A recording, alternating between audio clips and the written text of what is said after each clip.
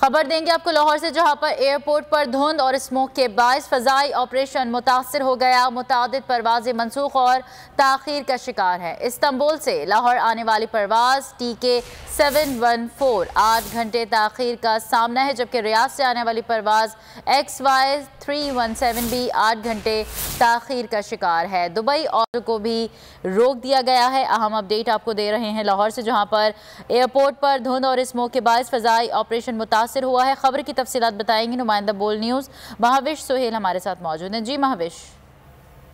जी बिल्कुल, लाहौर एयरपोर्ट पर धुंध और स्मोक के बाइक फिजाई ऑपरेशन जो है वो मुतासर हो गया है। मुतअद्दिद परवाज़ें मनसूख और ताख़ीर का शिकार हैं। इस्तांबुल से लाहौर आने वाली परवाज को 8 घंटे ताख़ीर का सामना करना पड़ा। रियाद से आने वाली परवाज को भी 8 घंटे की ताख़ीर का इंतजार करना पड़ा और दुबई और जद्दा से आने वाली परवाज़ों को भी आने से रोक दिया गया है। और लाहौर से कुवैत जाने वाली परवाज 10 घंटे ताख़ीर से भी रवाना ना हो सकी और रियाद जाने वाली परवाज भी 9 घंटे से रवानगी और शारजा से लाहौर आमदरफ्त की परवाजें भी मनसूख हो गई हैं और कराची और दीगर मुतअद्दिद डोमेस्टिक परवाजों को भी ताख़ीर का सामना है।